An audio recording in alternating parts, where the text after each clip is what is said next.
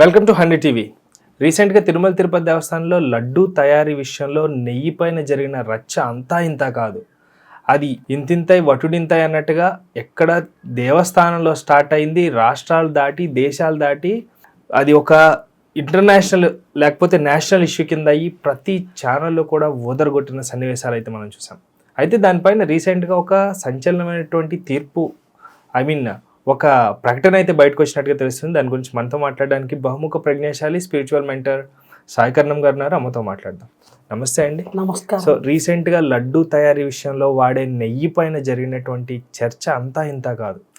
అది ఒక్క నెయ్యి అని సామాన్యంగా తీసేసేంత చిన్న విషయం అయితే కాదు.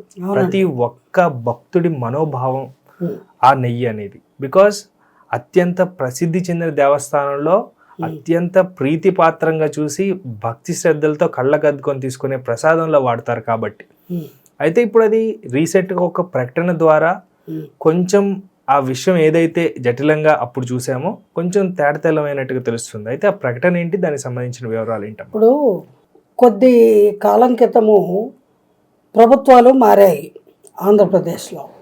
అంతకు మునుపున్న ప్రభుత్వం హయాంలో ఈ లడ్డూ ప్రసాదానికి వినియోగించేటువంటి ఆవు నెయ్యి ఏదైతే ఉందో అది వాళ్ళు తరచూ ఆర్డర్ ఇచ్చే వాళ్ళకి కాకుండా వేరే 4 సంస్థలకి ఆర్డరు ఇవ్వడం జరిగింది.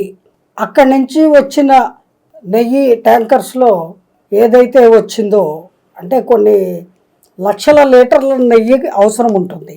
సో ఆ నెయ్యిలో కల్తీ ఉంది అని పరీక్షలు చేసి కనుగొన్నారు కొత్త ప్రభుత్వం వచ్చిన తర్వాత. ఆ తర్వాత ఆ విషయం మొత్తానికి బయటకి వచ్చేసింది. ఎప్పుడైతే బయట ప్రపంచానికి తెలిసిందో గగ్గోలు పెట్టేశారు. ఎందుకంటే అందరూ తిరుపతి వెళ్ళి స్వామిని దర్శించుకోవడం అనేది కొంతమందికే కుదురుతుంది, కొందరికి కుదరదు. అలాగే ముఖ్యంగా ఇతర దేశాల్లో ఉన్న వాళ్ళకి చాలామందికి స్వామిని దర్శించుకోవాలని ఉంటుంది. వాళ్ళు ఎప్పుడో 10 ఏళ్లకో 5 ఏళ్లకో ఒకసారి ఇండియాకు వచ్చినప్పుడు తిరుమలకి వెళుతూ ఉంటారు.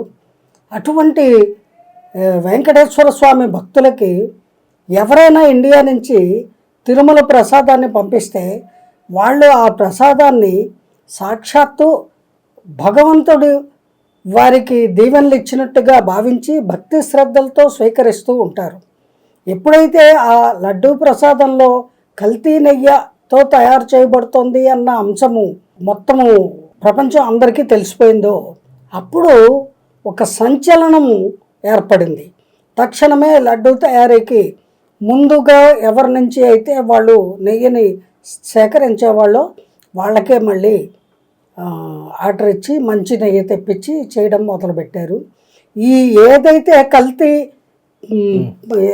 నెయ్యి ఉంది అని అన్నారో ఆ ట్యాంకర్స్ని యాజ్ ఇట్ ఈజ్గా ఉంచారు, వాటిని ఇంతవరకు వినియోగించలేదు అని టీటీడీ దేవస్థానం వారి సమాధానము.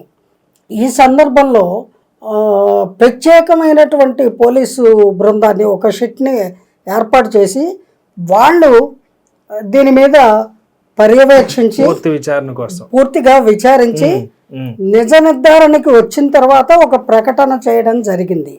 అదేమిటి అంటే కల్తీ జరిగిన మాట వాస్తవమే, కానీ ఆ కల్తీ నెయ్యిని వినియోగించలేదు అన్నది కూడా వాస్తవము.